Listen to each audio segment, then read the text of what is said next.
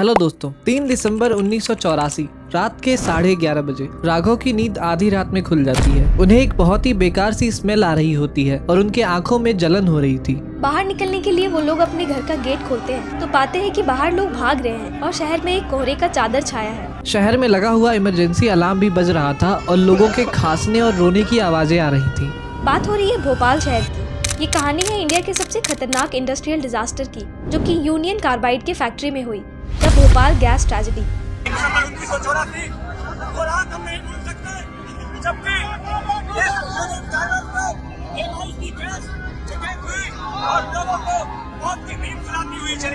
उस भयानक रात को मिथाइल आइसोसाइनेट यानी MIC गैस के लीक होने की वजह से 4000 से भी ज्यादा लोगों की मौत हो गई और करीब 20,000 लोगों को कई सालों तक हेल्थ इश्यूज फेस करने पड़े। आखिर क्या रीजन था इसके पीछे का, कौन जिम्मेदार था इन सब का, और आज के टाइम में इससे क्या सीख सकते हैं हम, आइए इस वीडियो में समझते हैं। लेकिन उससे पहले आप सभी को थैंक यू हमारे चैनल को 500 सब्सक्राइबर्स के इस छोटे से माइलस्टोन तक पहुंचाने के लिए। अभी आगे एक लंबी जर्नी बाकी है, कीप सपोर्टिंग अस। टॉपिक पर वापस आते हैं, लेट्स स्टार्ट। 1947 में जब हमारा देश आजाद हुआ तो गवर्नमेंट का एक बड़ा टास्क था इंडिया के एग्रीकल्चरल सेक्टर को आगे लेकर जाना। उस वक्त हमें ग्रेन्स को दूसरे देशों से इंपोर्ट करना पड़ रहा था। उस वक्त की गवर्नमेंट ने इससे बचने के लिए ग्रीन रिवॉल्यूशन के तरीके को अपनाया। इसके लिए साल 1969 में UCIL यानी यूनियन कार्बाइड इंडिया लिमिटेड नाम की कंपनी को भोपाल में सेटअप किया गया। ये कंपनी आज भी इंडिया में एग्जिस्ट करती है, एवरेडी इंडस्ट्रीज इंडिया लिमिटेड के नाम से, और ये कंपनी आज के टाइम में बैटरीज और फ्लैश लाइट्स बनाती है। UCIL का मेन काम था सेविन नाम के एक पेस्टिसाइड को बनाना, जिसे किसान एग्रीकल्चर में यूज करेंगे। इस पेस्टिसाइड को बनाने के लिए एक बहुत ही हार्मफुल केमिकल का यूज होता था, MIC यानी कि मिथाइल आइसोसाइनेट। इसके स्ट्रक्चर को देखें तो नाइट्रोजन, कार्बन और ऑक्सीजन एटम के बीच डबल बॉन्ड होने के कारण ये एक हाईली रिएक्टिव केमिकल होता है। ये केमिकल रूम टेम्परेचर पर ही गैस में बदल जाता है और इसका ना कोई स्मेल होता है और ना ही कोई कलर। इसके कांटेक्ट में आने से आंखों से पानी निकलना स्टार्ट हो जाता है और जलन होने लगती है। भोपाल के इस फैक्ट्री में MIC के 3 स्टोरेज टैंक्स बने हुए थे, टैंक E610, E611 और E619,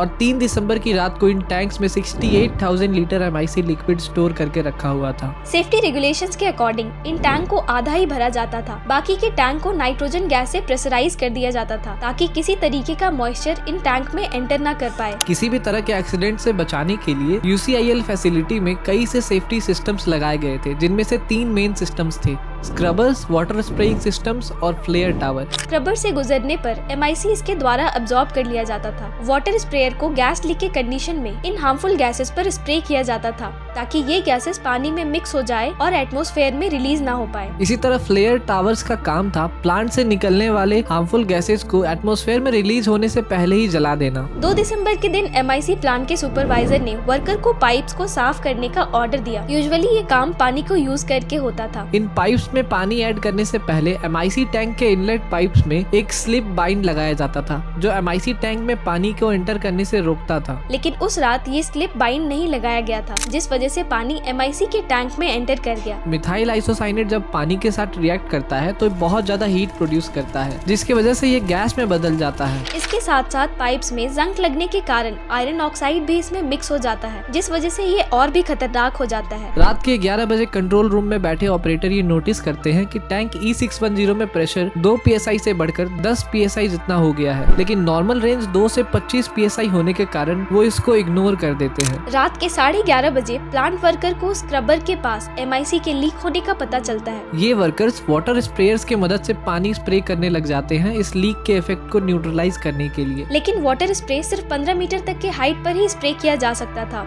जबकि 50 मीटर के हाइट से गैस लीक हो रही थी। 3 दिसंबर रात के 12:30 बजे ऑपरेटर्स नोटिस करते हैं कि अब टैंक E610 का प्रेशर अपने मैक्सिमम वैल्यू यानी कि 55 PSI तक पहुंच चुका है। स्क्रबर्स का सेफ्टी वॉल्व बाहर निकल जाता है और बहुत ही प्रेशर से ये गैस भोपाल के एटमॉस्फेयर में रिलीज होने लगती है। भोपाल का ये प्लांट शहर से सिर्फ 3 किलोमीटर की दूरी पर था और 1 किलोमीटर के रेडियस में 2 बड़े हॉस्पिटल्स थे। हजारों लोग इस गैस से परेशान होकर शहर से दूर भागने लगते हैं। करीब 12,000 लोग पास के ही हमीदिया इंडिया हॉस्पिटल में जाते हैं। हॉस्पिटल का इंफ्रास्ट्रक्चर पूरी तरह से हेल्पलेस हो चुका था। देर रात डॉक्टर भंडारी को हॉस्पिटल से एक कॉल आता है पेशेंट्स की आंखों में जलन होने के सिम्टम्स को बताते हुए। वो उन्हें आंखों पर गीली पट्टी लगाने को कहते हैं। डॉक्टर को नहीं पता था कि MIC गैस के कारण हुआ है, क्योंकि पिछले कुछ एक्सीडेंट अमोनिया गैस की वजह से हुए थे, तो डॉक्टर्स अमोनिया समझकर ही इसे ट्रीट कर रहे थे। 4 दिसंबर होते होते 55,000 पेशेंट्स लोकल हॉस्पिटल में गए थे। हॉस्पिटल्स में और सड़कों पर डेड बॉडीज की लाइन लगने लगी। अगले दिन सुबह में 50-50 बॉडीज को मास क्रिमेशन में एक साथ जलाया गया। ये हादसा अचानक से नहीं हुआ, पहले भी कई वार्निंग मिल चुके थे। इनफैक्ट इससे पहले 6 एक्सीडेंट हो चुके थे। इनमें से एक एक्सीडेंट हुआ था 1981 में, जब एक वर्कर भारी मात्रा में फॉस्जीन गैस के कांटेक्ट में आ गया और मात्र 72 आवर्स के अंदर में ही उसकी मौत हो गई। 1982 में भी एक ऐसे ही फॉस्जीन लीक में 24 वर्कर्स की हालत बुरी तरह से खराब हो गई थी। इस हादसे की वजह से हजारों लोग अपनी फैमिली से अलग हो गए, कुछ नहीं तो सभी अपनों को खो दिया। जब यहाँ से निकल के भाग गए थे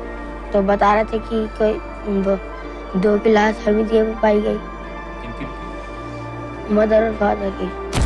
इस गैस लीक के पीछे 2 मेजर थ्योरीज हैं। इंडियन गवर्नमेंट का कहना है कि पाइप्स को साफ करते वक्त जो पानी MIC टैंक के अंदर गया था, उस वजह से ही एक्सीडेंट हुआ। लेकिन UCIL का ओनर कंपनी एक अमेरिकन कंपनी था, यूनियन कार्बाइड। इनका कहना था कि प्लांट में किसी ने जानबूझकर ये हमला किया था। अब क्योंकि जून 1984 में इंदिरा गांधी ने ऑपरेशन ब्लू स्टार को ऑर्डर किया था, जिसमें 500 से ज्यादा सिख खलिस्तानी मारे गए थे, और इसी वजह से इंदिरा गांधी की हत्या कर दी गई थी उसी साल अक्टूबर में अपने ही सिख बॉडीगार्ड के द्वारा। इस कॉन्टेक्स्ट का फायदा लेते हुए यूनियन कार्बाइड के प्रेसिडेंट वॉरेन एंडरसन ने कहा कि इस इंसिडेंट को सिख टेररिस्ट के द्वारा अंजाम दिया गया था। बाद में इन्वेस्टिगेशन से पता चला कि यूनियन कार्बाइड का रीजन बिल्कुल ही गलत था। लेकिन इतने सालों में भी इस ट्रेजेडी का असर आज भी भोपाल के लोगों के बीच मौजूद है। उन डरावने पलों को वो लोग आज भी याद करते हैं। जो सोते रह गए अपने यहाँ। उस टाइम धुआं लगा था, कुछ दिख नहीं रहा था, जैसे लाइट जल रही, उसकी रोशनी भी नहीं लग रही थी, आँख में लगे जैसे मिर्ची नहीं होती है। आज भी भोपाल में बच्चे डिसेबिलिटीज के साथ पैदा होते हैं, कुछ तो ठीक से बोल भी नहीं पाते।